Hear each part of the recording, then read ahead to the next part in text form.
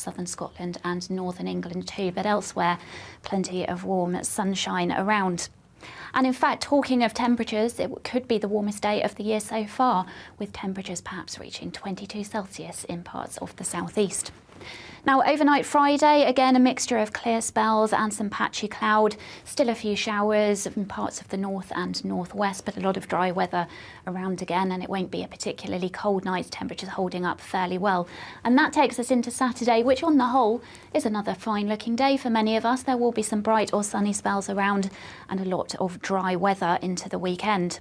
So just to recap then, Saturday stays fine for most of us, clouding over from the west though on Sunday and turning cooler on Monday.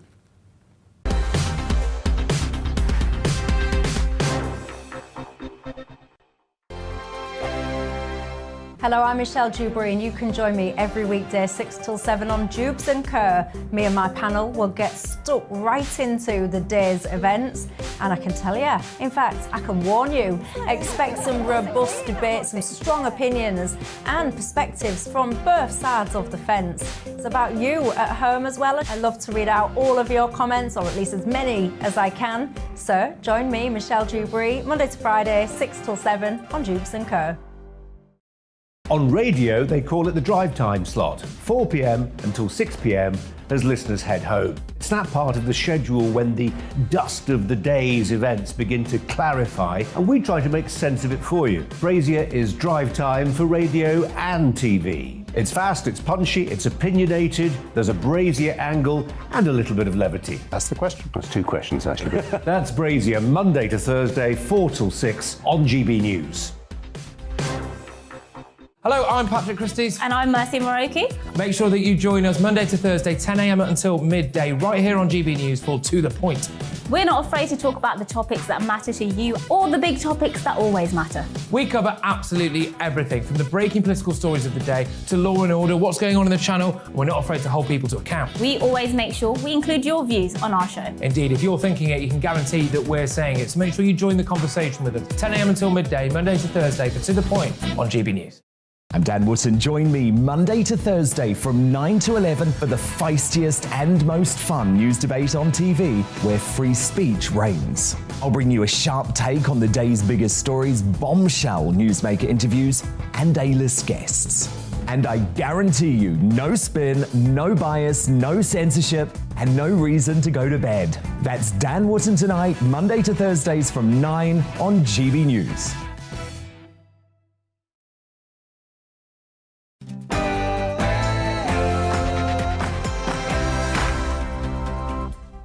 Hello there, it's 6 o'clock, I'm Michelle Dewberry and this is Dewbs & Co, the show where we'll get into some of the things that have got you talking today. Now, over 28,000 people crossed the channel in small boats last year.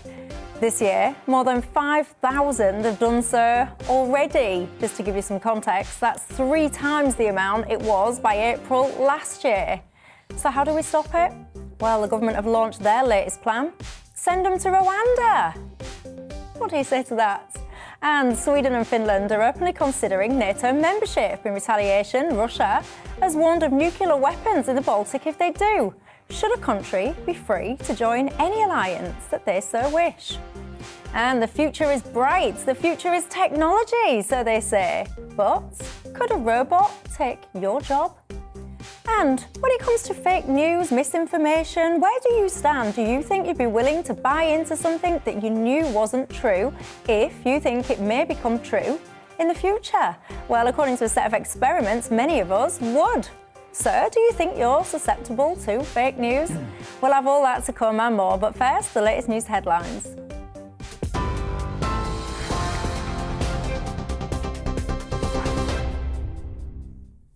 Michelle, thank you. The latest headlines this hour. The Royal Navy is to take over responsibility for tackling people crossing the English Channel from today. The Prime Minister has also confirmed asylum seekers will be flown to Rwanda in Africa for processing as part of a £120 million deal. Boris Johnson says the government will have the capacity to resettle tens of thousands of people over the coming years, and the scheme will serve as a considerable deterrent. Safe and legal routes for asylum while disrupting the business model of the gangs. because it means that economic migrants taking advantage of the asylum system will not get to stay in the UK. We're confident that our new migration partnership is fully compliant with our international legal obligations. But nevertheless, we expect this will be challenged in the courts. Boris Johnson. Well, the Labour leader, Sir Keir Starmer, dismissed the plan as a desperate effort to distract from the Prime Minister's Partygate fine. They're unworkable, they're extortionate, they're going to cost taxpayers billions of pounds, and they just reflect a Prime Minister who's got no grit, no answers to the questions that need answering, and no shame. And I just think Britain deserves better than this. Sir Keir Starmer.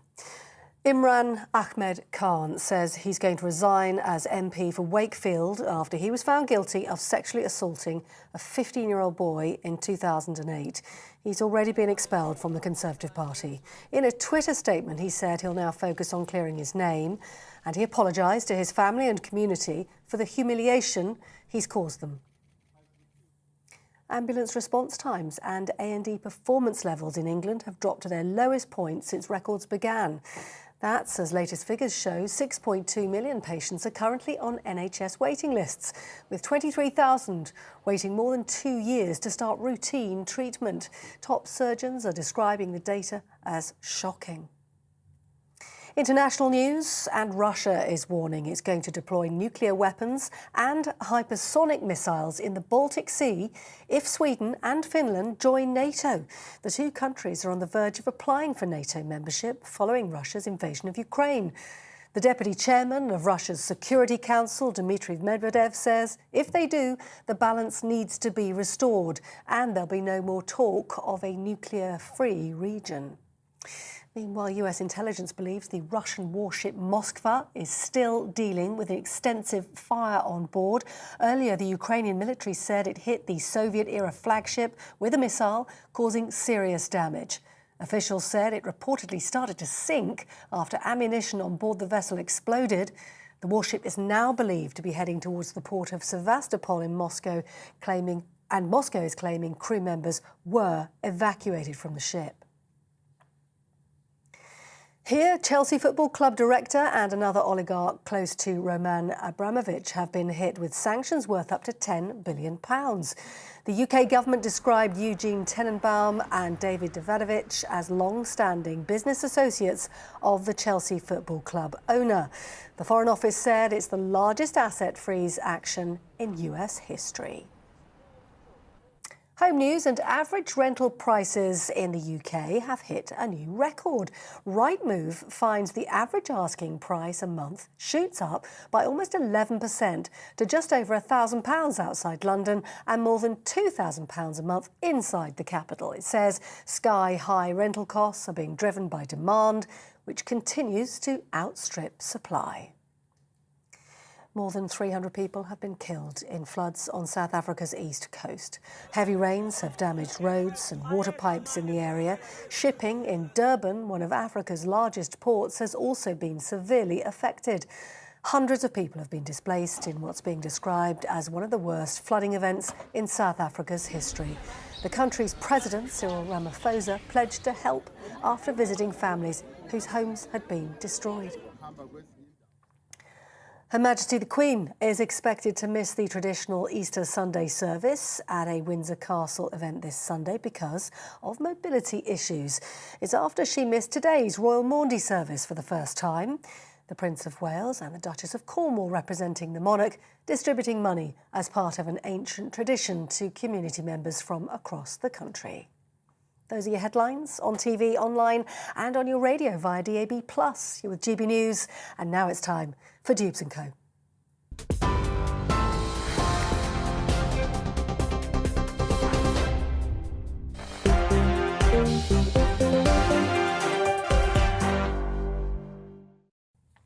Thanks for that, Polly. Well, keeping me company in the studio here till 7 o'clock tonight, my panel. We've got the economist Ruth Lee, Mary Drzeski, who's a columnist at The Independent, and author James Bloodworth. And you know the drill on this show by now. It's not just about us and our thoughts. No, it's about you at home as well. And yours. What is on your mind tonight? You can get in touch with me. Email us directly at gbviews@gbnews.uk, or you can tweet me at Michelle Dewbs or at GBNews. Don't forget, you can subscribe to us on YouTube. You can get us across all social media platforms, listen to us on DAB Radio Plus. What else? Oh, yeah, the app. Have you got the app yet? You can watch us back on the app. We're everywhere. I think that's the short version. Anyway, our top story tonight then. Prime Minister Boris Johnson has unveiled his new plan for tackling illegal immigration. Male migrants that reach the UK on small boats across the Channel will be flown to Rwanda while their asylum claims are processed. Well, our Home and Security Editor Mark White has been to Kent with the Prime Minister to look at these proposals. Entering Dover Harbour, the all too familiar sight of yet another Border Force vessel arriving here packed with would-be asylum seekers. Hundreds of people pulled from small boats in the middle of the English Channel. 28,500 last year alone, and already this year it's clear that record is set to be smashed.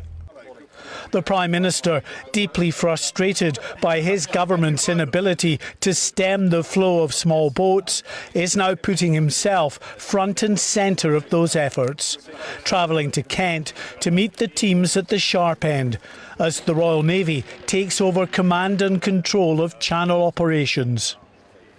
And in a major shift of policy, the announcement that most of those who arrive here illegally will be sent on a one-way journey to Rwanda after that African nation agreed a multi-million-pound deal with the UK.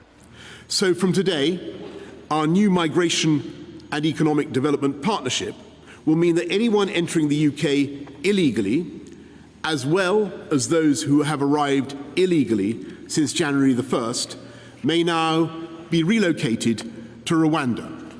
This innovative approach, driven by our shared humanitarian impulse and made possible by Brexit freedoms, will provide safe and legal routes for asylum. 4,000 miles from the UK, the Home Secretary was in the Rwandan capital to see the first in a series of new accommodation blocks being prepared to house the asylum seekers. Those sent here will be processed, and if they're granted asylum, their new life will be in this country. They won't be allowed to settle in the UK. The government is not planning to send women, children or indeed married men to Rwanda, only single males. But that's still the vast majority of those arriving by small boats. Last year, 70% of small boat arrivals were single men. UK authorities are now operating a fleet of these drones over the Channel, and from today the Royal Navy takes over command of Channel operations. In the weeks ahead, these drones will be joined by Navy Wildcat helicopters and a fleet of new patrol boats. Human rights groups have already condemned the plans to send asylum seekers to Rwanda as cruel and inhumane. But one Border Force former senior manager believes it's the right thing to do. Now they won't want to get into the hands of UK authorities because they won't want to go offshore to Rwanda. So the Navy will be able to intercept those people that don't want to be intercepted.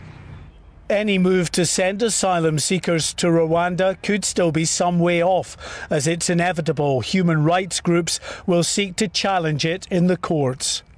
In the meantime, as hundreds continue to arrive by small boat daily, the government says it's also planning to house asylum seekers in purpose-built accommodation centres, rather than spending the estimated £5 million a day to put them up in hotels across the country. Mark White, GB News, Kent. Well, goodness me, there is a lot to unpick with some of this. James Bloodworth, let me start with you. Your thoughts on all this? I think it's a silly idea and a gimmick, quite frankly. I think if you want to stop channel crossings, you simply need to process the applications in France or in mainland Europe. The idea that it will be cheaper to send people 4,000 miles away to a dictatorship and pay that dictatorship, which has sent death squads to London before to kill opponents of Paul Kagame, the dictator of this country. The idea that we should give them vast sums of money to do this, to house migrants in inhumane conditions. Are we going to send Ukraine? We're supposed to be making solidarity with Ukraine. It Ukraine. inhumane to me. I was just looking at it on there. It looked all right. I mean, the other countries have had these deals with Rwanda before, and many of those migrants disappear because the conditions there have been fairly atrocious. And so they disappear and then try to cross the channel again at a later opportunity. I do not think we should be doing a deal like this and paying vast sums of money to a dictatorship that murders opponents. And are we going to send Ukrainians there? Because there's lots of refugees from Ukraine now in Europe. Are they going to be sent there? And if not, why? There will be accusations of racism then, because are we just sending migrants from the Middle East? I think there's so many problems with this scheme that I feel like I've only just touched the surface. Well, inhumane, Mary, that's what James reckons. What do you think? I have a problem with Rwanda, but I don't have a problem at all with the principle of offshoring newly arrived migrants or asylum seekers coming over the channel, because I think that has become a route of choice. And I think James mentioned Ukrainians. And you look at the difficulties that Ukrainians are having, who are mostly women and children, coming across the whole of Europe. It would actually be much quicker for them to get to Calais, to pay traffickers, to cross the channel, which is not, by the way, every time anybody mentions this, it's talked about a perilous journey. It's not a perilous journey. There's very, very small. I think that there was the one capsize with 27 people who died, which we can say 27 people too many. But it's an infinitesimal proportion of the people who successfully crossed the channel, of whom the reporter said 70% are young men. Now, it's not just the UK that will, if it gets through the courts, have this sort of policy. Because Canada, which, we all think of Canada as being sort of, kinder, gentler country, it has very strict rules about admitting single men. You can say that it discriminates very, very strongly against single men coming into the country as migrants or asylum seekers. So, this is not something that's going to be unique to the UK. Ruth?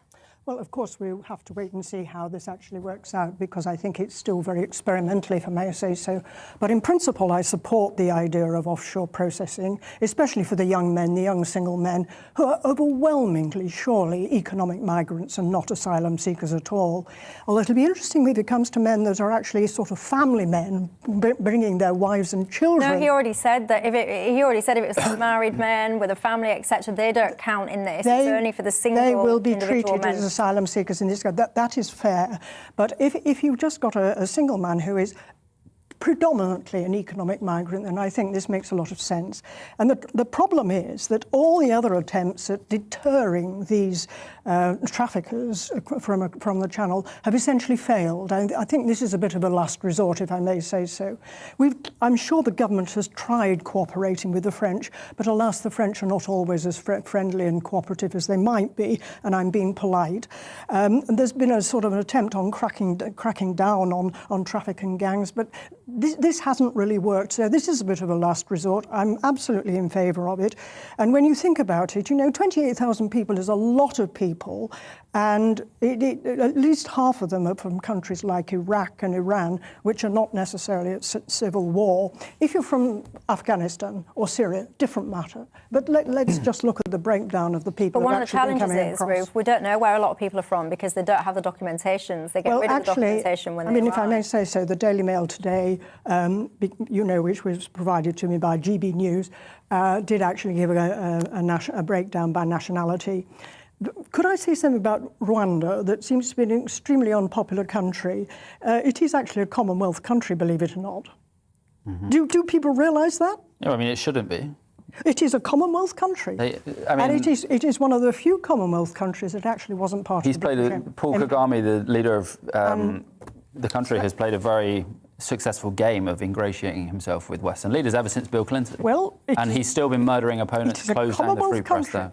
And you go along to Commonwealth. Let me just maybe add something also. Yeah, you may. About the Royal Navy, because one of the most extraordinary things to me through this whole saga of channel crossings is that for the last couple of years, the Navy has basically refused to patrol the channel.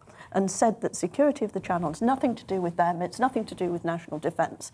And they seem to prefer keeping the sea lanes open in the South China Sea to patrolling the channel. So it's very interesting to me that now we're getting the Navy actually patrol. To me, this is a matter of national defence and national security, and I think it's something the Navy should be doing.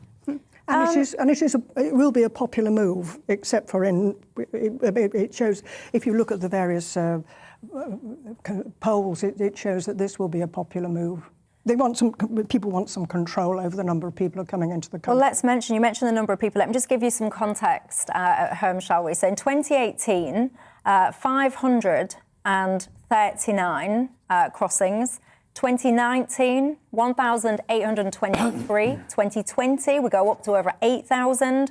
2021, we go up to over 28,000. And as we were just mentioning, in 2022, we look like we're going to far outweigh that number. Now, something happened in December that I find quite interesting, actually, in the Court of Appeal. There was a ruling, and I'm just going to read out to you a couple of lines from this ruling, because I hear the word illegal a lot. It's flying into my inbox about the illegality of all this. Boris Johnson referenced illegal immigration, migration, all the rest of it. So let me just read this. As the law presently stands, an asylum seeker who merely attempts to arrive at the frontiers of the United Kingdom in order to make a claim is not entering or attempting to enter the country unlawfully.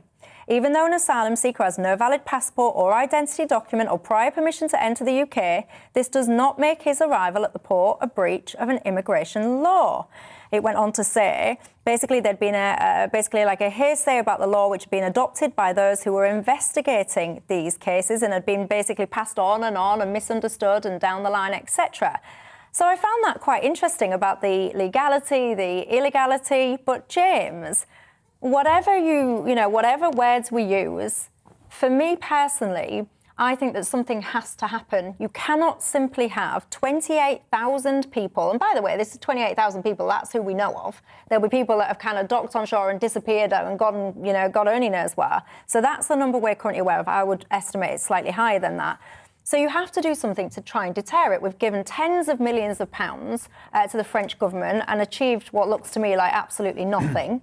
So on and on it continues. People have died, and Americans say it's quite a safe crossing, but they have died nonetheless. So you have to do something. You have to do something. You did make a suggestion there that I think is quite sensible. Why can't we try and process them in France?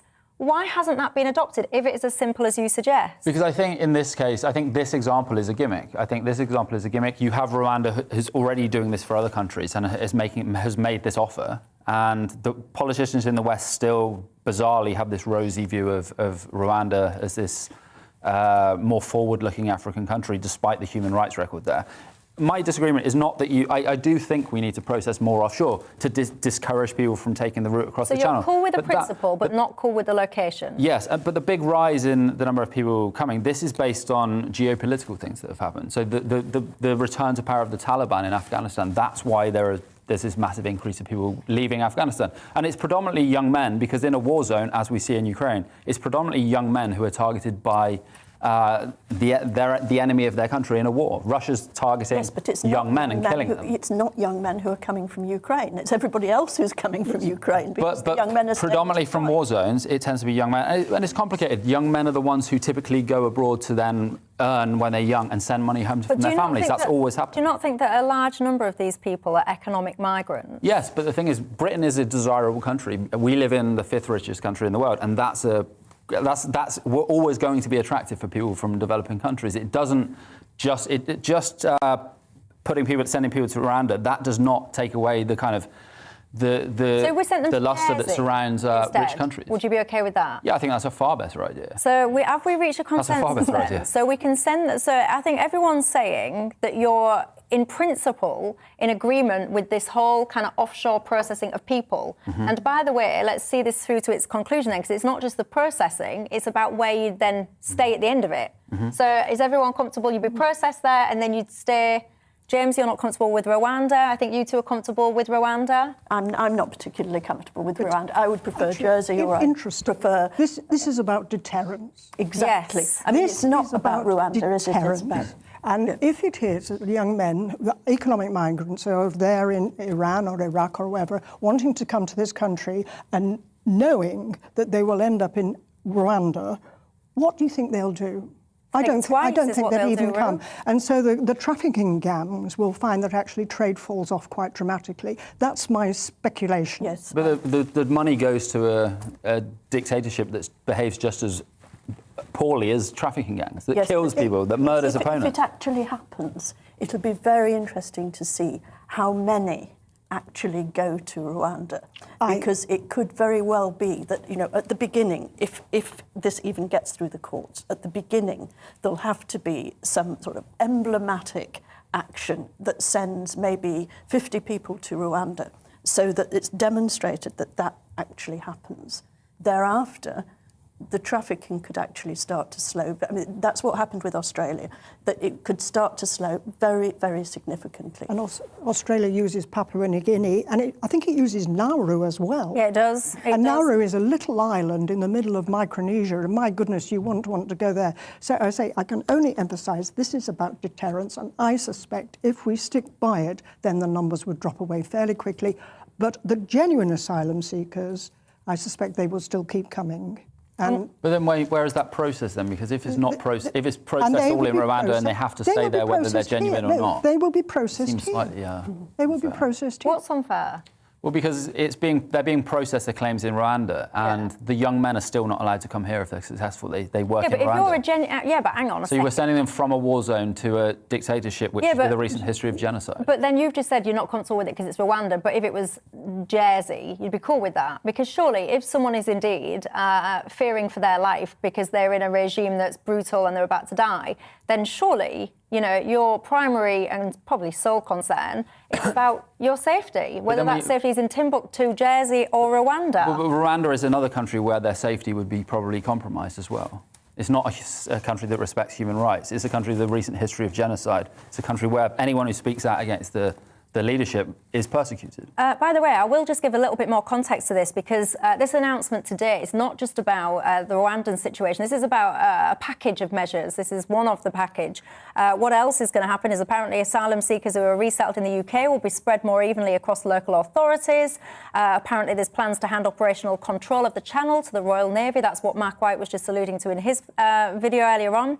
£50 million in funding for new equipment and specialist personnel for channel operations, and a new government facility to house migrants described as a reception centre in North Yorkshire, and a maximum sentence of life imprisonment for people smugglers. And by the way, Ruth, you mentioned what they do in Australia. That's part of their programme, Operation Sovereign. Yes. Oh, I thought you were saying, no, you were saying that they do Papua New Guinea. Yes, well, Mary said it first, and I agreed with that. Yeah, so just to give some further context to that was part of something called Operation Sovereign Borders, in case you're not familiar with it at home. And that, again, was like a multi-pronged strategy. They essentially had some of their military units, I think it was, policing their border. And they also had like a turn-back kind of system, if you like, to actually, if boats did come across, they would be turned back to where they came from. I'm going to be slightly controversial here because not only would I do offshore processing, but I would do turn-backs as well. I'd do three things. I'd have people on the shore in France I'd have megaphones, leaflets, whatever it took to make sure people understood. If you make this crossing, you're not going to end up where you want to end up. So I would try and deter them getting on. If that didn't work, I would try and turn back those people that did get on. If that didn't work, I would do overseas processing. That's my personal opinion. What about yours? Lots of people coming in. I think we have consensus, as we said on the panel, about offshore processing not being a bad thing, as long as it's done in a fair place and a safe place. I think, Ruth, your point about it being a deterrent is absolutely spot on. This is supposed to deter people from getting on those boats in the first place. Don on Twitter says the Rwandan option is economically sensible and represents a firm deterrent towards economic migrants. We simply cannot continue as we are. Someone else says it's time something was finally done. That's a sense that is actually coming through. A lot of people are saying it's time, whereas Stuart said, you emailed in straight off the bat when we started the show, Stuart, you were saying that basically You'd gone off Boris, I think, because of the whole Partygate thing, and now this has turned you back onto him. A lot of people, by the way, are slightly suspicious about the timing of some of these announcements in case it is about deflecting from the Partygate. Apparently, it is not. Anyway, going to take a quick break. When we come back, I'll read more of your responses, but I want to talk about Ukraine, specifically about the potential expansion of NATO with Finland and Sweden. And what does that mean? Russia have given their response, but should any country be able to join any alliance that they want without consequence? I'll see you in a couple of minutes.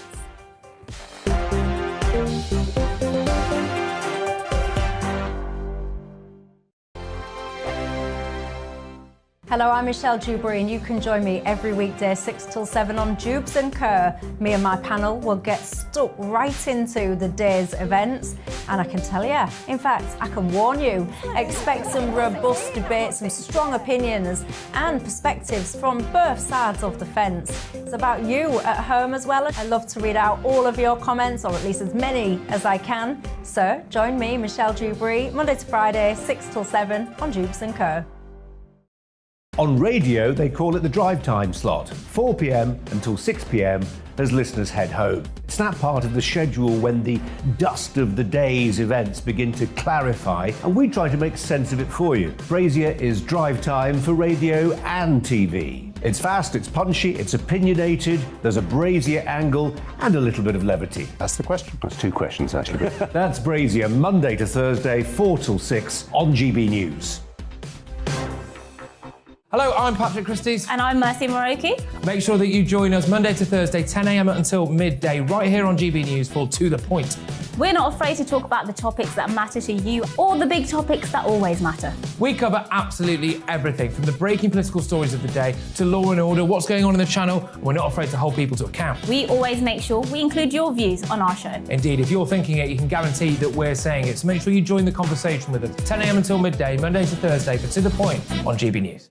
I'm Dan Wootton. Join me Monday to Thursday from 9 to 11 for the feistiest and most fun news debate on TV, where free speech reigns. I'll bring you a sharp take on the day's biggest stories, bombshell newsmaker interviews, and A-list guests. And I guarantee you, no spin, no bias, no censorship, and no reason to go to bed. That's Dan Wootton tonight, Monday to Thursdays from 9 on GB News.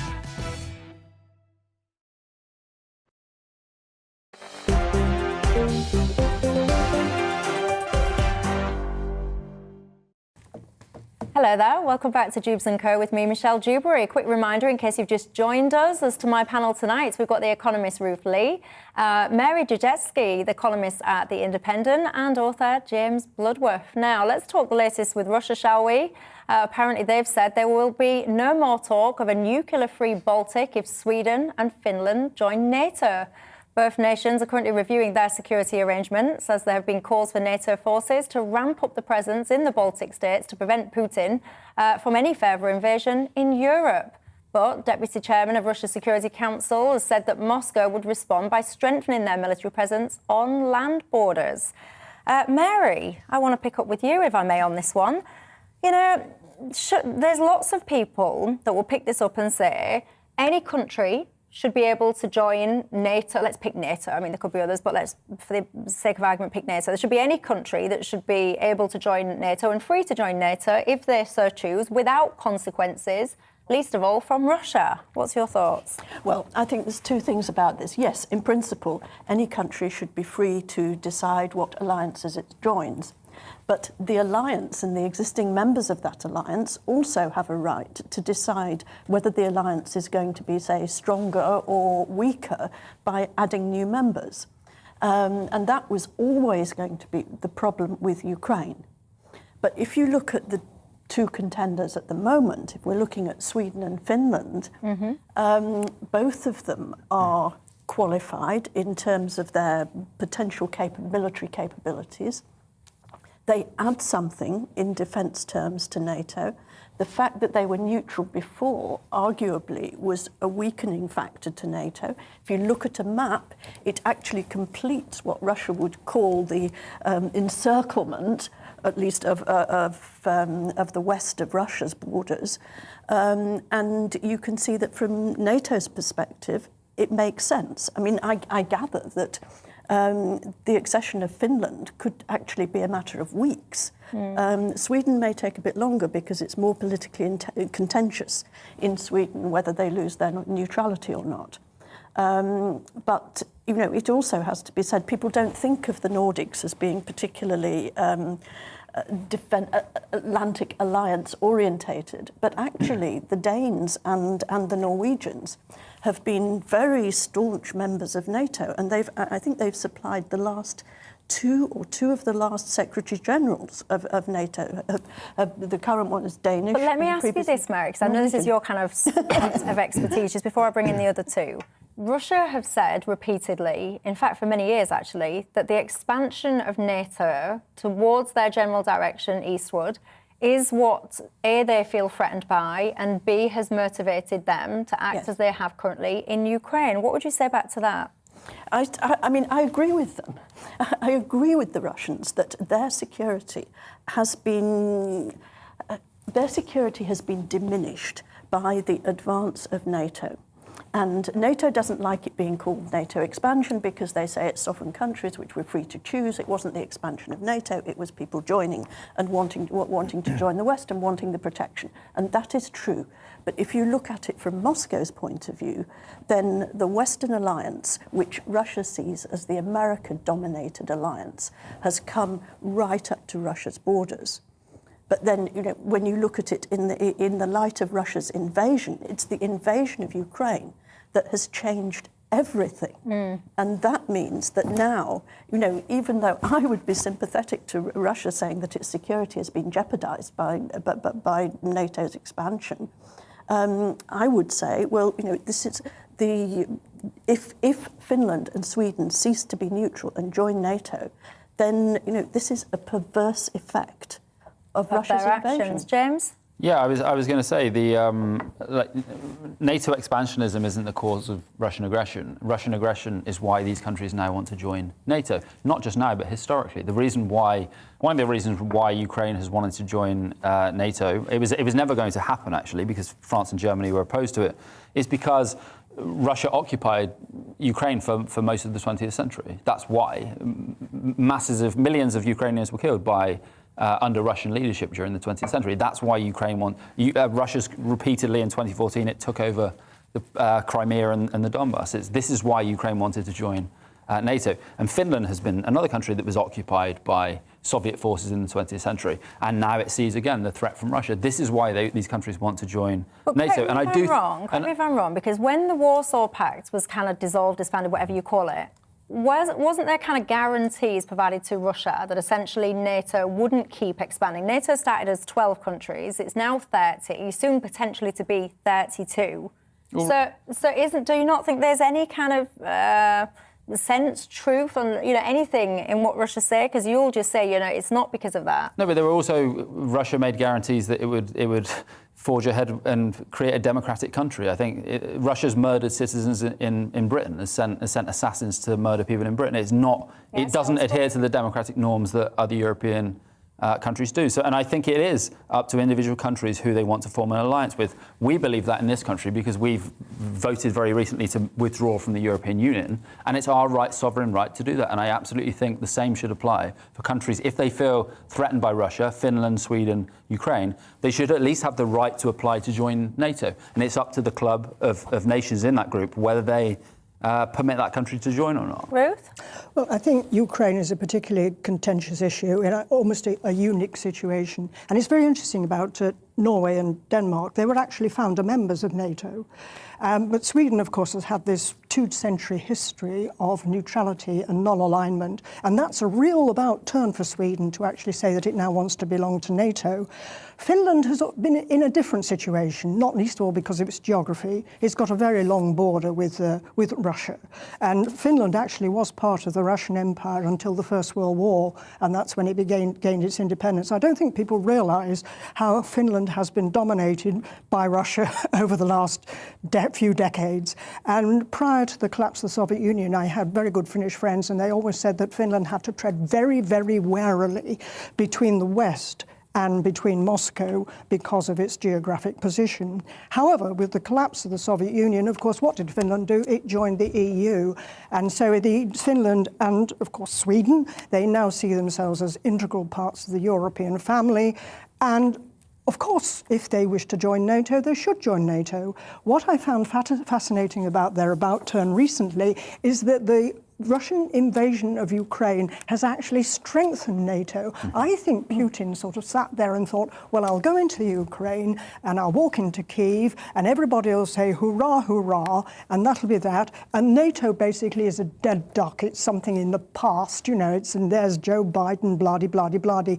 I don't think Putin expected the West to actually consolidate the way they did. And I suspect Mr. Xi in China is looking at it as well. But I don't think they expected that. And what is interesting, this is something that James hinted at, is that actually, because of the invasion of Ukraine, it's actually increased the support dramatically within Sweden and Finland for membership. And it looks as though they're going for it, which I found really very, very interesting. So let's talk consequences then, because it's all well and good, these conversations, very interesting, saying that yes, essentially I'll paraphrase and summarise that yes, if Finland and Sweden want to go into NATO and that's all, you know, all the boxes tick and it stacks up, then great. But what about the consequences? Do you think there will be any? You're hearing the words coming out of Putin.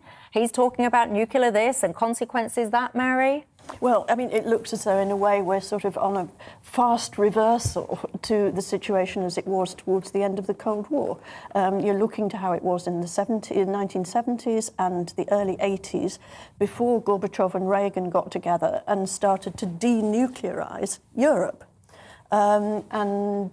Looking at all the, as it were, the great era of arms control between Reagan and Gorbachev that I mean, it didn't completely demilitarize Europe, but it did an awful lot to downscale, including nuclear weapons in Europe. And that's being reversed. And, you know, we're watching it practically by the day. Doug? Ian says, agrees with everyone on the panel pretty much, saying that, of course, countries should be free to join NATO if they choose. Many people are having that sentiment. Doug says, hang on, Michelle, it seems to me that it's NATO who want to ramp up the tensions with Russia. James? Well, I mean, NATO hasn't just invaded any sovereign countries. I mean, Russia has invaded Ukraine. I mean, I find that comparison ridiculous. Well, Don says if Ukraine is anything to go by, NATO has little to be concerned about when it comes to Russian aggression and threats. It would be a very short fight, says Don.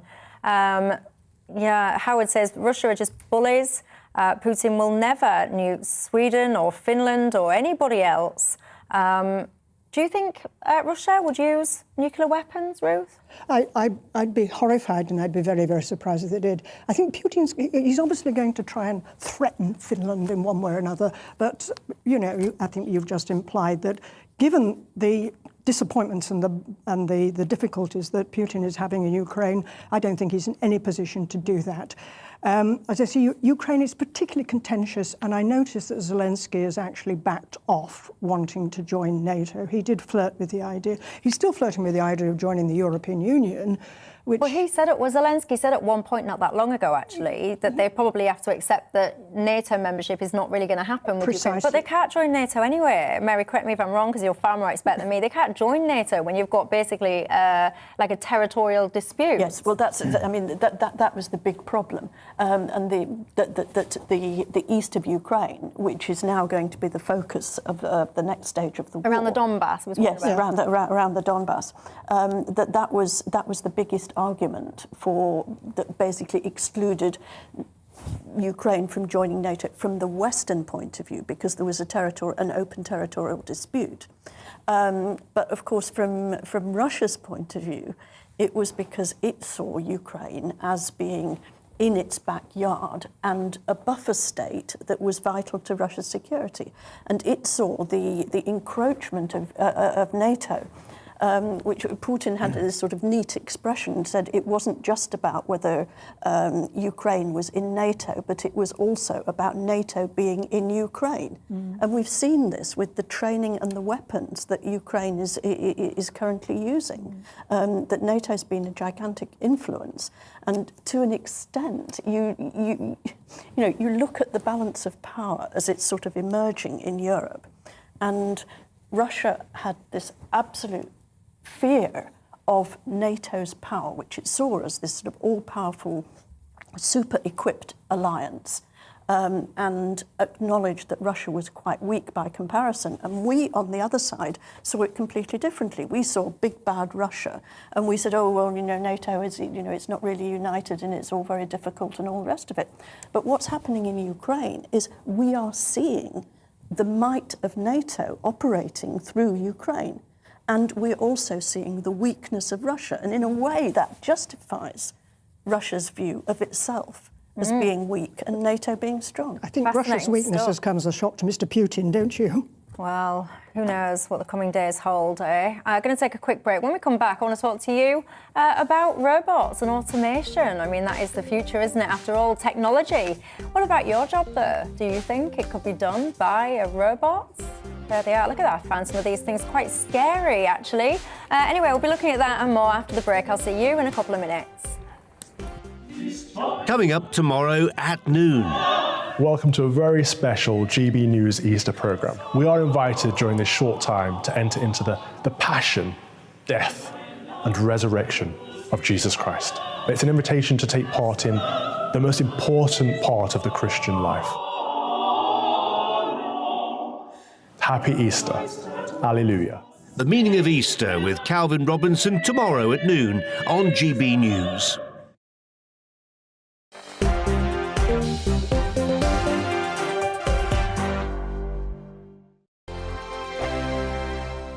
Hello, I'm Michelle Dewberry, and you can join me every weekday 6 till 7 on Dewbs and Kerr. Me and my panel will get stuck right into the day's events, and I can tell you, in fact, I can warn you, expect some robust debates, some strong opinions and perspectives from both sides of the fence. It's about you at home as well. I love to read out all of your comments, or at least as many as I can. So join me, Michelle Dewberry, Monday to Friday, 6 till 7 on Dewbs and Kerr. On radio, they call it the drive time slot, 4 p.m. until 6 p.m. as listeners head home. It's that part of the schedule when the dust of the day's events begin to clarify, and we try to make sense of it for you. Brazier is drive time for radio and TV. It's fast, it's punchy, it's opinionated, there's a Brazier angle and a little bit of levity. That's the question. That's two questions, actually. That's Brazier, Monday to Thursday, 4 till 6 on GB News. Hello, I'm Patrick Christie's. And I'm Mercy Moroki. Make sure that you join us Monday to Thursday, 10 a.m. until midday, right here on GB News for To The Point. We're not afraid to talk about the topics that matter to you, or the big topics that always matter. We cover absolutely everything, from the breaking political stories of the day to law and order, what's going on in the channel. We're not afraid to hold people to account. We always make sure we include your views on our show. Indeed, if you're thinking it, you can guarantee that we're saying it. So make sure you join the conversation with us, 10 a.m. until midday, Monday to Thursday, for To The Point on GB News.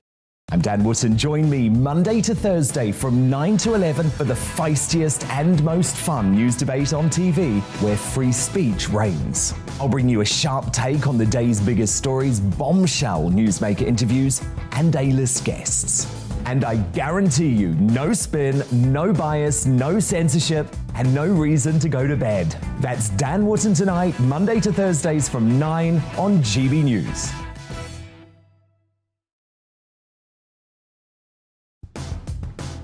Coming up on Dan Wootton Tonight, I'll meet the brave women behind Respect My Sex If You Want My Ex, the most important feminist movement since the suffragettes. Caroline Fisk, Heather Binning and Helen Joyce weigh in on the gender madness gripping society and that summit of cancelled women with J.K. Rowling. Plus, social media activist Zubi, political firebrand Anne Widdecombe and Mark Dolan sound off on the issues that matter to you. And I'll break down the headlines of the day with my superstar panel. The Conservative commentator Dominique Samuels, former Tory London mayoral candidate Sean Bailey, and Sunday Mirror political editor Nigel Nelson. That's Dan Wootton tonight, Monday to Thursday from 9 p.m. till 11 p.m. on GB News.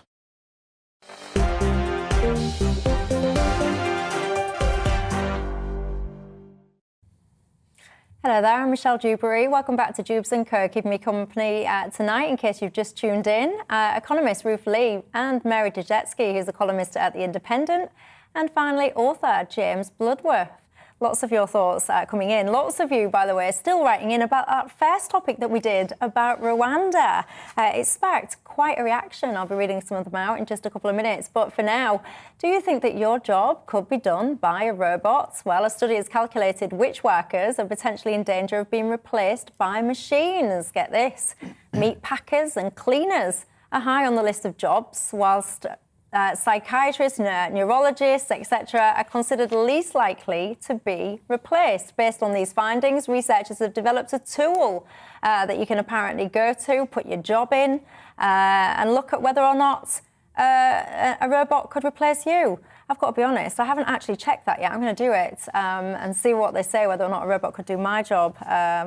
Well, I'll save you from that. I was going to hazard a guess. I'm sure you lot will tell me what you think to that.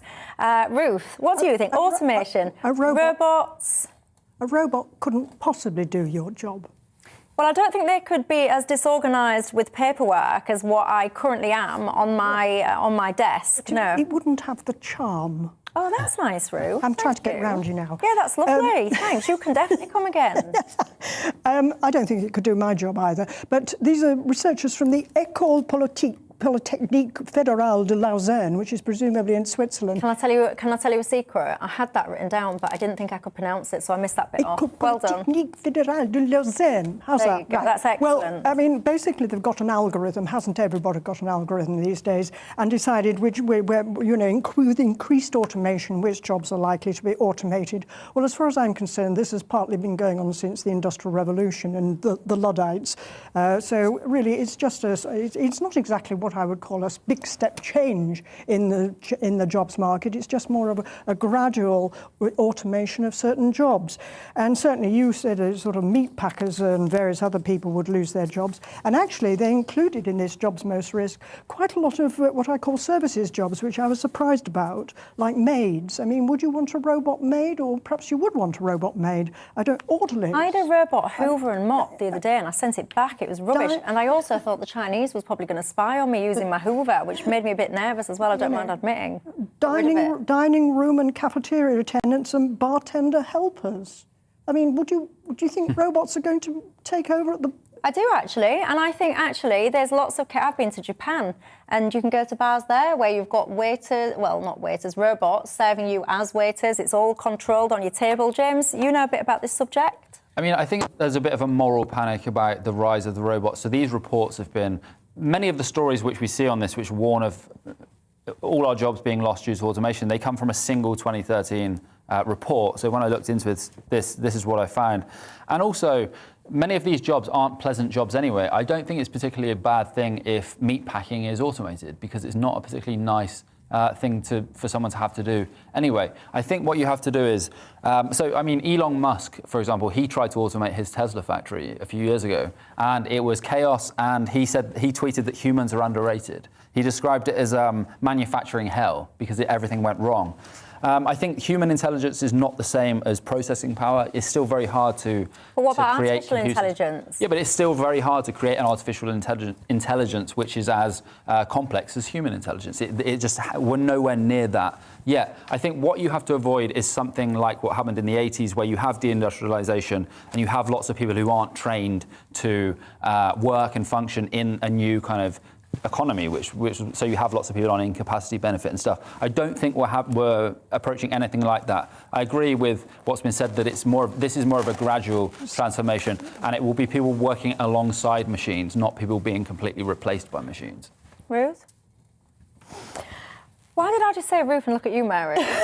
See, a robot wouldn't do that, would they? They'd know who they were looking They talk at. about robots. I think in connection with this survey, there was a lot of talk about robots. The one thing that robots didn't seem to have was common sense. And there were two sort of rather spectacular examples. I think it was a couple of years ago when there was a fire in an Ocado warehouse, and it was robots that did all the picking of the products for internet sales. And the fire ravaged the warehouse, but the robots absolutely carried on regardless with their tasks, which had the effect of thwarting all the fire precautions, all the sprinklers and all the things that were supposed to happen automatically to combat the fire were completely negated by the fact that the robots were buzzing around, making it absolutely impossible for any of that to happen. So that was one thing. And I think probably about 10 years ago with another survey, and I don't know whether this has been rectified, but there was some talk about computers sort of understanding things. And they said that one of the problems was that computers couldn't tell the difference between a dog and a cat. And that every human being could immediately tell whether you've got a dog or a cat in front of you. But that a computer would find it practically But when impossible. was that there? Because I bet modern day now, some of these robots. I mean, look, if you're listening as opposed to watching tonight, you won't be able to see what I'm playing on the screen. But I'm playing a variety of kind of automatic robots, drones, all these kind of different things. And you know what they actually are doing is remarkable. I mean, I've got one on the screen now that's doing. Well, an obstacle course, I suppose you'd do it, and he's doing a very good job. That's a mechanical sort of thing. It's not something that needs any sort of judgment or discernment, and I think that's where robots, at least so far. You can't tell the difference between a dog and a cat. I mean, I despair. I mean, one goes meow and the other goes woof. I don't get it. How do you know if a robot knows the dog or a cat? What is the test to ascertain that? What does it do if it's a dog, and what does it do if it's a cat? I think it was whether they could discern the difference, and they treated the two things completely the same. Whereas all human beings have a preference for dogs or cats. The trouble is they hadn't been programmed. It depends what the program is. I'm not sure. That sounds a bit fishy to me, that, because I actually think that, you know, the level of complexity and well, it's artificial intelligence. Some of these machines, they're scary, actually, when you see some of the things that they can do.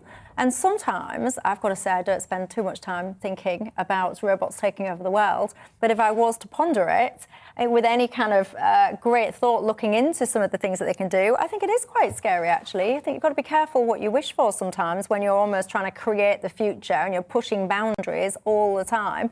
But a robot did take my job, by the way. I used to be a checkout girl. And as you will know, if you've been to a supermarket lately, those things are few and far between, aren't they? It's all self-service these days. Yes, but some of us would really like the checkout people back. Would you? Yes. The self-service machines are far stupider than a cashier. Interesting about they're the more jobs frustrating. least at risk. The jobs least at risk. We've talked about the jobs that are most at risk, but it was interesting how these researchers identified the jobs least at risk. They started by physicists, neurologists, and then pathologists, neuropsychologists, and then it went down to chief executives. But surgeons. But it didn't actually say politicians, so I don't know if politicians could be most at risk or least at risk. I have no idea. But I think it comes down to the fact that, as Mary was saying, you know, the trouble is they will not have that sense of judgment that you hope a human being has. So I'm not terribly concerned about this. I say, as far as I'm concerned, it's just a continuation of what we've seen for the last 200 years, increasing automation, which makes a lot of sense. Lots of these jobs are unpleasant and laborious, and we'd rather people weren't having to do them, I think. Well, Bernard says a robot couldn't be a roofer. Is that your job, Bernard? Well, he says that. Ian says, I don't think robots could take over my current occupation, which is an old age pensioner. But, he says, I'm sure they'd do a great job replacing members of Parliament. Oh, wow. Nigel says, no way would a robot be able to do your job, Michelle, because how would it know which days to wear red lipstick? That is a very good point. Well, you'd have less scandals, wouldn't you? What, with my job or with No, red I was lipstick? talking about Parliament. Oh, Parliament. I thought it was all about my lipstick. I was thinking, what, where have my lips been that have caused scandal? Anyway, do you know, whatever, we're going off topic. That is all I've got time for. Mary, James, Ruth, thank you very much for your company, your insights tonight, and thank you at home as well for your company. Have a great evening, and guess what? I am off for Easter, yes. So I'll see you in a few days. Have a good one. Hello there, I'm Stephen Keats and I've got your latest Met Office forecast for you. For tonight then, it's a mostly dry picture across the UK. The mist and murk will return for some of us, particularly around some coasts in the southwest. It's a bit damp towards northwest Scotland because we've got a weak weather front just fringing with parts of western Scotland, the Western Isles, maybe the far west of Northern Ireland. Later in the night though, it will also be pushing back into parts of southwest Wales, maybe Devon and Cornwall. So a bit damp here later in the night. For many places though, it's dry, variable amounts of cloud, a bit misty in places, and not particularly cold. Temperatures in towns and cities 7 to 10. Now into Good Friday then, we've got this front hanging in the wings out towards the west. Further to the east though, we're still under the influence of this area of high pressure. So that means for a lot of the UK, a fine and settled day to come on Good Friday. Maybe quite chilly in one or two spots first thing, a bit of